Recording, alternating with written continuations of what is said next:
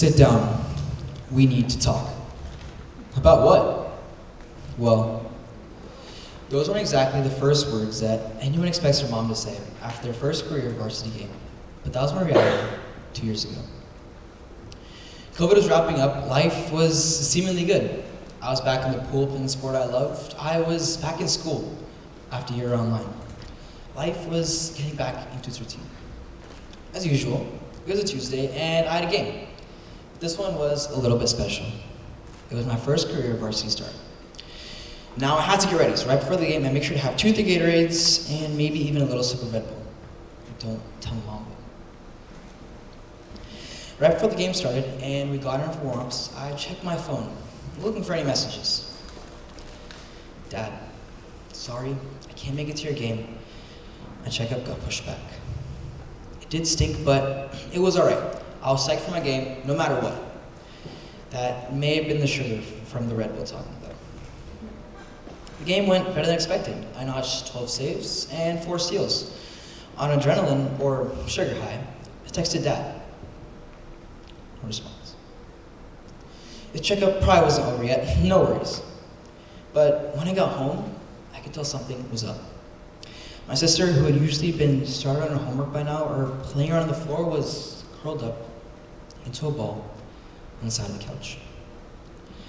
On the other hand was my mom, who I thought would be happy to see me back from my first career varsity game, but what I saw was truly far from that. Tears swelled her eyes, which had turned into a bright red. Her shirt soaked with tears, making it seem as if she had been crying for hours. Where was Dad? Mom looked deep into my eyes. Sit down, we need to talk. So I sat. Watching Mom's mouth move, she fought back a swell of tears. As I listened intently, her words seemed like gibberish, except one. Cancer. How could I possibly rebound? My dad had cancer? Even thinking about it now gives me the chills. But my world didn't seem to stop, no matter what was going on in my personal life. Throughout my life, my dad had always been there for me, making me laugh even in my darkest times and always giving me advice. Now I was forced to imagine a life without him. Over the next few days, I couldn't seem to think of anything else. Water polo practices? Boring. Talking to friends? Useless. Listening in class? Futile. Even sitting on the couch and watching football every Sunday didn't seem to matter. Because with every touchdown that was scored, I was reminded of the empty seat that was next to me. I know me, not being able to watch football, now that's truly the surprise of the century. A sense of hopelessness seemed to snowball. It seemed like nothing truly mattered. Ding dong! Wait, who could that be? Now, I've had my fair share of joyous moments, opening the front door to see my Amazon package finally arrive. This time, what stood in the front door was truly a gift. Seeing my dad walk through the front door for the first time is an experience that I will never, ever forget. My dad came back a couple days before the dreaded junior year would start. It seemed like everything was falling back into place, right on time.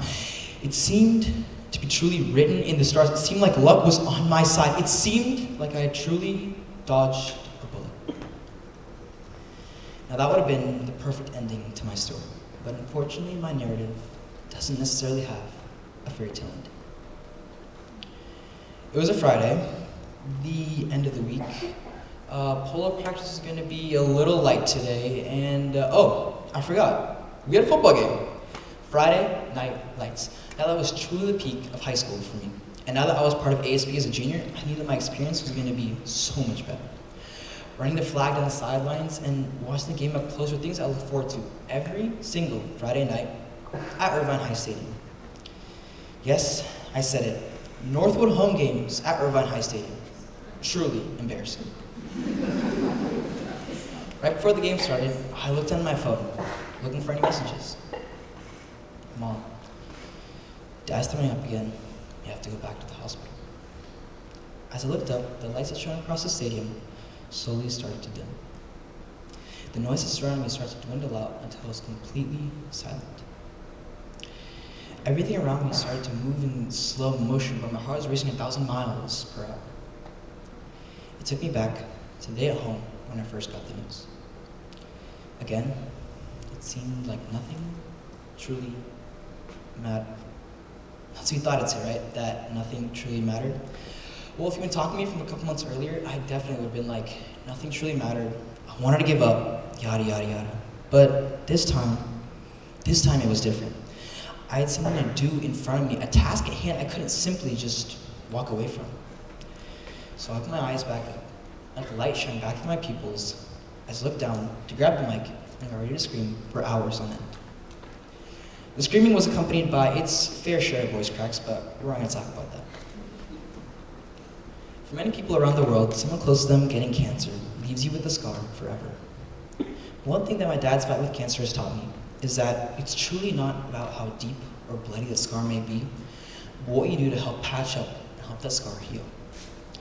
In life, everyone has their down moments and everyone has their struggles, but it's what you do about them that gets you back on top. I mean, who likes someone close to them getting cancer, but fixating on it and letting the emotions take over my life wasn't going to make my situation any better. Over the next few months, there were days when memories of the past seemed to cloud my mind, but thinking about anything else, from extracurriculars to sports to even homework, helped me take a step forward. Through time, I realized the solution was using my struggles as a chip on my shoulder to help me fight back, to persevere. Letting my emotions take over my life was only ever going to hold me back. The life I would have led, had the pain, the pressure, and the emotions to come, is one that I would never have wanted to have led. Because had I did, it means I wouldn't be here on this stage in front of all of you today. But I'm here to tell you one thing: if you too are fighting through a struggle, the scar, it may be deep and it may hurt, but doing everything that you can to help heal that scar will help you become stronger than anyone. Thank you.